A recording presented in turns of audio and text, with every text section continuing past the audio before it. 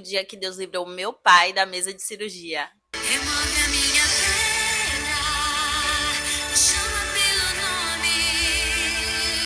A gente dá risada agora, mas na hora foi choro, agonia, pedindo misericórdia ao Senhor, glória a Deus. Para começo de conversa, meu pai ele não cuidava da saúde dele, né? Era uma pessoa displicente, portanto, se você tá vendo esse vídeo, procure não só beber água, mas também cuidar da sua saúde e da sua alimentação. Principalmente nós cristãos, que temos o nosso corpo como templo do Espírito Santo. Nós precisamos também dar atenção nessa área, na área da saúde.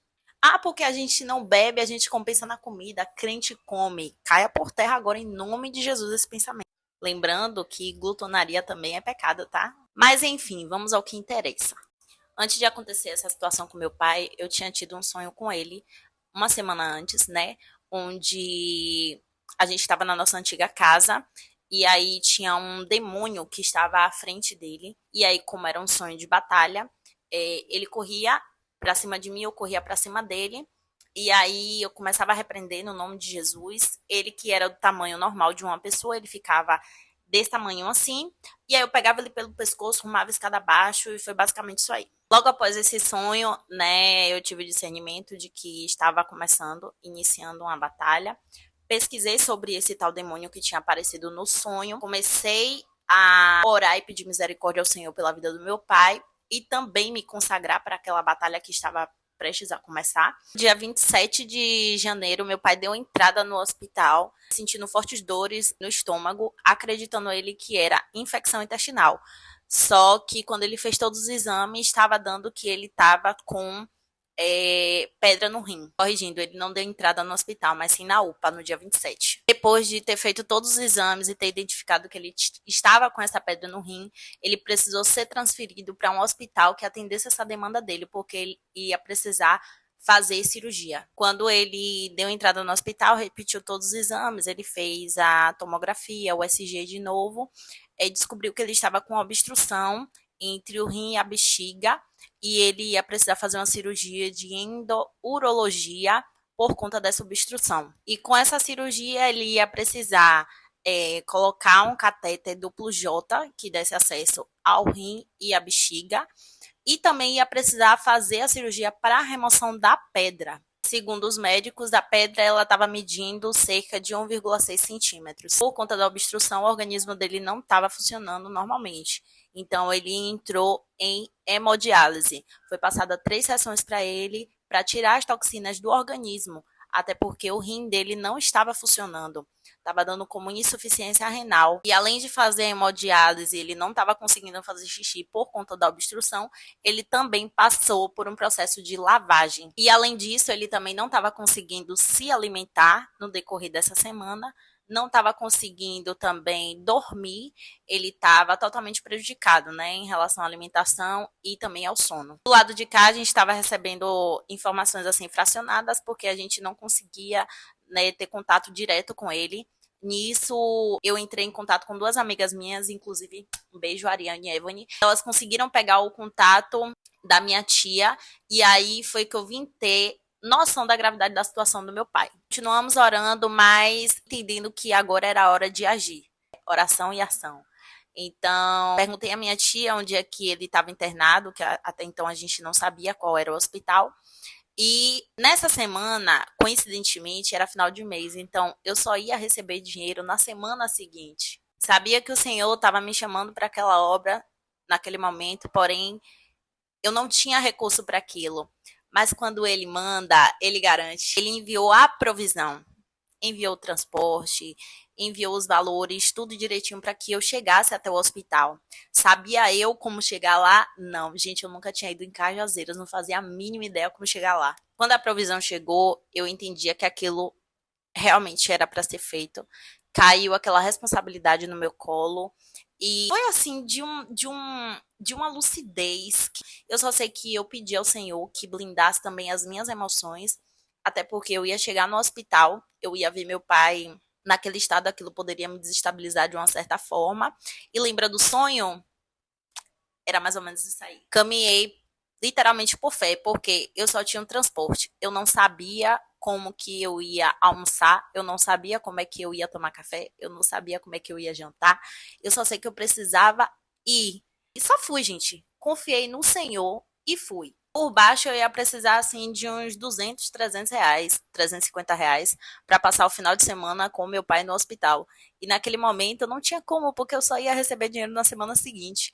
Então eu não sabia como eu ia almoçar, eu não sabia como eu ia jantar, eu não sabia como ia tomar café. Vocês bem sabem como as coisas estão caras. E aí eu só confiei no Senhor. Gente, eu caminhei por fé mesmo. Quando eu chego lá, eu descubro que os acompanhantes tinham direito ao almoço, tinham direito a café da manhã, e eu só via a mão do Senhor ali, cuidando de tudo, provendo todas as coisas. Aí, eu já tava vendo que o Senhor tava nesse negócio, eu falei, o Senhor tá aqui, hein? Porque quando a obra é dele, meu amor, você não precisa querer ajudar Deus, não. Ele mesmo manda a provisão, ele mesmo garante. Eu pude ver e viver isso. Chegando no hospital, caiu todas aquelas informações no meu colo, né? Acerca do que estava acontecendo, do que tinha acontecido durante a semana. E para quem já, né, teve experiência de trabalhar comigo ou conviver comigo em alguma área que eu precisasse aprender alguma coisa, eu tenho dificuldade de assimilar as coisas. Então, assim, se eu não souber algo, eu vou perguntar para você 10 vezes até eu entender. E de uma maneira que nunca tinha acontecido, eu estava conseguindo filtrar tudo que estava sendo passado para mim, pelos enfermeiros, pelos médicos. Eles falavam, eu entendia e eu sabia que aquela inteligência ou aquilo que estava acontecendo não era de mim. Tudo era muito novo, eu nunca tinha ficado em hospital, nem eu mesma internada. Eu passado por essa experiência, então ali tudo era novo. Mas eu estava conseguindo assimilar tudo que eles estavam falando acerca do quadro da situação do meu pai, sobre medicamentos, sobre a situação da semana inteira, e minha mente explodindo, porque eu sabia que não era de mim aquilo. Já tinha uma regulação dele que estava já acontecendo, né, durante a semana. Perguntei sobre a regulação, como é que estava, se estava tudo atualizado no sistema, assim como me passaram, né, para perguntar. E aí a resposta do médico foi: "Ah, não, fica animada não, regulação demora para sair mesmo, demora meses para sair". Ele fez questão de frisar sobre isso. Nem se anime, nem se anime. Ele fez questão também de frisar de que possivelmente meu pai precisasse continuar fazendo hemodiálise mesmo depois de sair do hospital, porque pelo que parecia a situação do meu pai era bem crônica, ia demorar a regulação e também o pós-operatório ia deixar o meu pai preso à hemodiálise. Aí eu ouvindo tudo isso, e por dentro, meu amor, você não conhece o Deus que eu sirvo. E outra coisa foi que não tinham identificado um rim e que ele tinha nascido dessa forma. Eu fiquei assim, meu Deus, como ele sobreviveu a vida toda só com um rim. No sábado tinha ido eu e meu irmão, né? Saímos nós dois daqui de Camaçari e fomos para Salvador encontrar o meu pai. Chegando lá, passamos o óleo ungido na minha mão quanto na mão do meu irmão. Impomos as mãos sobre o meu pai, sobre a barriga, sobre a cabeça e começamos a orar aquilo que o Espírito Santo estava ministrando. Foi um momento muito bonito, inclusive, de sentir mesmo a presença do Senhor. Eu já tinha vivido aquilo em conferência, em congressos, em vigílias, mas assim, no contexto em que a gente estava, de uma situação totalmente contrária, eu nunca tinha vivido aquela experiência, aquela atmosfera. Eu poderia sentir aquilo tudo em qualquer outro lugar, mas no hospital foi muito, sabe? A gente se emocionou, a gente chorou, a gente falou algumas palavras para o nosso pai. Foi um momento assim muito bonito e que vai ficar guardado para sempre, tanto na minha memória como eu acredito que na memória do meu irmão também. Eu nunca tinha visto meu pai chorar. Ele estava vivendo ali um processo também com o Senhor. Naquela semana o médico já tinha passado 3 sessões de diálise para o meu pai fazer por conta do não funcionamento do organismo dele. Então, assim, ele já tinha feito 2 sessões e faltava ainda a terceira, que estava agendado para sexta, porém não saiu. No sábado, nada da diálise ainda acontecer, estava atrasada. Meu pai ele estava sentindo muito incômodo, tanto para sentar, né, quanto para deitar na maca. Ele ficava nesse trâmite da cadeira para a maca, da maca para a cadeira. O que incomodava quando deitava e também incomodava a pelve quando ele sentava. Ele também já não estava dormindo fazia uma semana. Tivemos esse momento com meu irmão voltou para casa e eu permaneci, porque eu iria ficar lá no sábado, no domingo só iria retornar na segunda-feira de manhã. Quando deu o horário de dormir, eu já estava assim, muito, muito cansada, exausta. Eu deitei na cadeirinha que tinha do lado da maca e simplesmente peguei no sono. Daqui a pouco eu ouço uma voz me chamando do banheiro. Era ele. Aí ele, Juliana, pega uma cueca pra mim. Eu acabei de fazer xixi. Eu, pasma que aquilo tava acontecendo. Só tive reação de perguntar, tava com odor, tava com a coloração estranha, tava com algum tipo de ardência. Aí ele disse, não, tá tudo normal. Minha mente, pff. Aí ele só falando, graças a Deus, graças a Deus. E eu, vendo aquela situação acontecendo, vendo que ele tava reconhecendo que era o Senhor naquele momento. Pra quem conhece meu pai sempre teve o coração duro, voltado para as coisas do Senhor. Ele sempre foi muito cético. Então, ver ele reconhecendo que era o Senhor que estava fazendo aquilo ali, eu só sabia da glória a Deus. Logo após ele sair do banheiro, aí eu sentei junto com ele na maca. Nós demos as mãos e o tempo todo mostrando para ele que quem tinha feito aquilo era o Senhor. Nós agradecemos, que a gente estava agradecendo pela cura, que ele cria na cura que o Senhor estava derramando sobre ele. Eu estava muito apreensiva, né? Meu Deus, e agora eu vou dormir? Daqui a pouco ele vai acabar sufocando, aí o Senhor me chamou logo a atenção. Pode dormir, porque quem está cuidando dessa situação sou eu. Você ficar acordada não vai mudar em nada, porque você não tem poder de nada. Pode dormir e descansar, porque quem está no controle sou eu. Meu amigo, eu só dormi. No dia seguinte, quando acordei, ele fez questão de frisar que ele tinha ido no banheiro a madrugada inteira. Ele chegou a contar, disse que foi umas 12 para 13 vezes. Quando o médico chegou na sala, perguntou o quadro, como é que estava, a gente explicou que ele tinha feito xixi.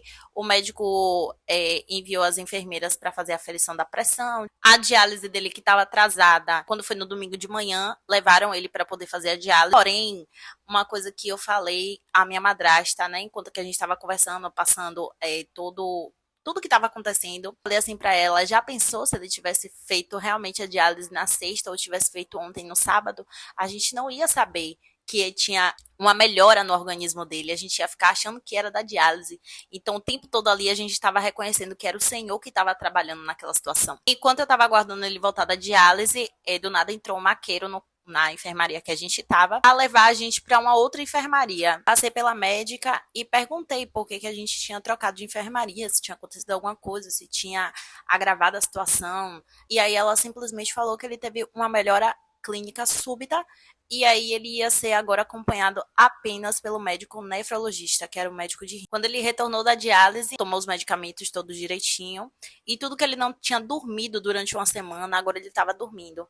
Ele não estava conseguindo deitar de lado, por conta da dor na barriga, ele não estava conseguindo deitar de bruço. No domingo, ele passou a tarde toda dormindo, quando foi à noite também dormindo, tanto que eu tive que acordar para ele conseguir comer. Finalmente ele estava conseguindo se alimentar, ele estava conseguindo tanto tomar o café da manhã, quanto comer o almoço, quanto fazer o lanche, né? E do domingo para segunda, basicamente foi isso. Retornei para casa na segunda-feira, estava uma interrogação na cabeça de todo mundo acerca da regulação, do porquê ainda não tinha saído, se era um procedimento tão simples.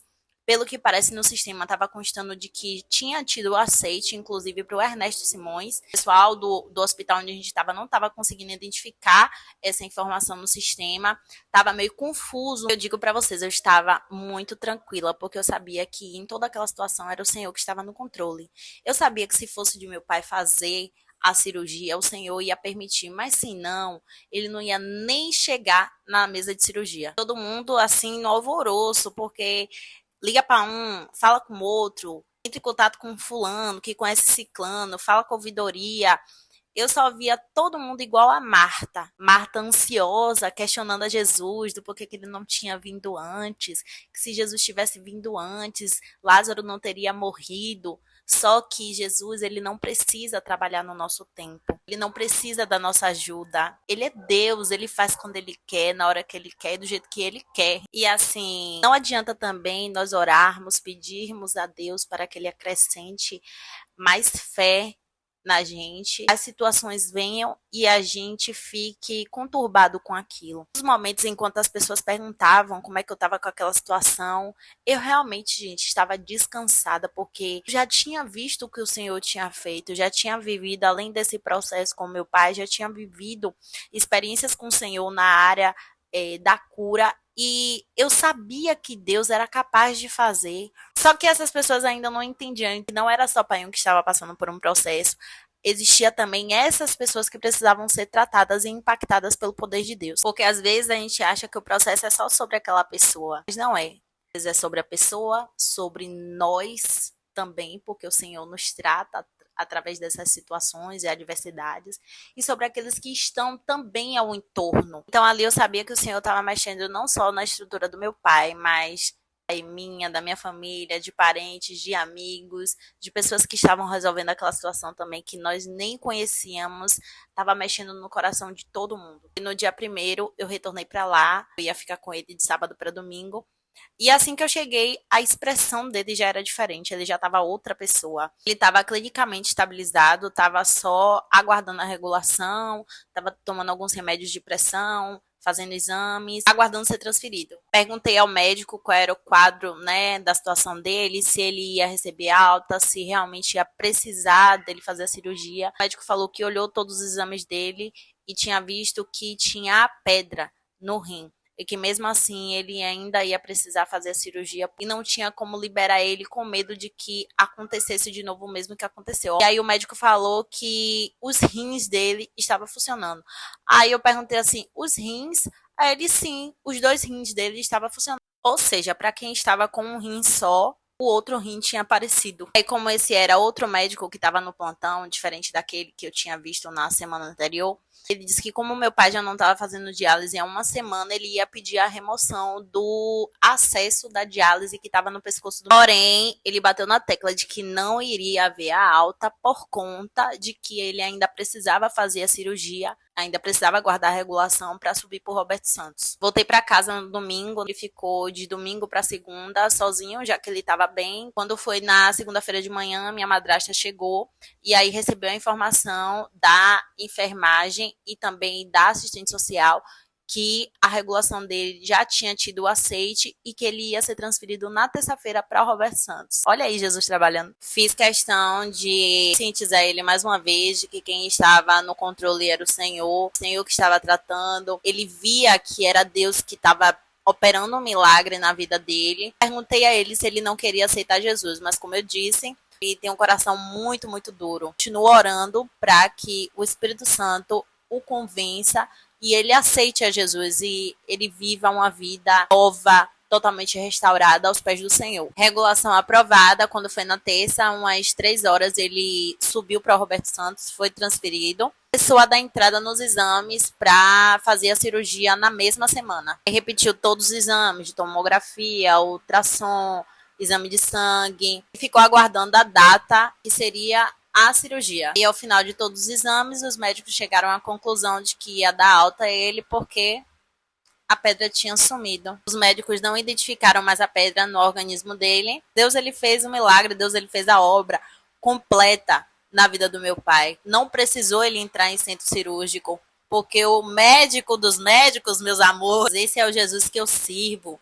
fiel, justo e verdadeiro, para cumprir a palavra dele e aquilo que ele promete. Se eu já falava sobre esse Jesus aqui nas minhas redes sociais, ou em qualquer lugar que eu esteja, agora que eu tenho mais motivos ainda para falar dele, das maravilhas dele, do quanto ele é fiel e perfeito. Estou cantando isso aqui com muita alegria, para que o nome do Senhor seja glorificado. Vocês entendam o quanto é maravilhoso servir a esse Jesus. Agradecer também a oração de todos vocês, de quem se preocupou, das palavras de conforto, aqueles que choraram comigo. Deus retribui infinitamente mais na vida de vocês. Isso é viver o Evangelho, isso é o corpo de Cristo. Certamente eu não serei mais a mesma Juliana de antes, quando a gente está num ambiente como esse, que a gente entende que a nossa vida não é nada, gente, que a gente não é nada, a gente não merece nada, tudo é pura graça do Senhor. Muita coisa muda na nossa cabeça para falar sobre outras coisas que o Senhor ministrou enquanto eu estava nesse ambiente, no meio do que isso tudo estava acontecendo. Então, assim, se esse ano eu já estava comprometido em viver a totalidade do chamado que o Senhor tem para minha vida, depois disso, com certeza, eu quero cada vez mais falar de Jesus, cada vez mais falar do amor dele, cada vez mais dizer o quanto ele é maravilhoso e fiel, não apenas pelo que ele pode fazer, mas pelo que ele é. E não espere passar por vales para você ter esse despertamento. Não romantize o ministério porque não é fácil. Jesus já está voltando e nós precisamos, como igreja de Cristo, fazer a obra. Eu falo do Senhor em tempo e fora de tempo. Seja nas suas redes sociais, no seu trabalho, aonde você estiver. Se o Senhor quiser usar a sua boca, se permita.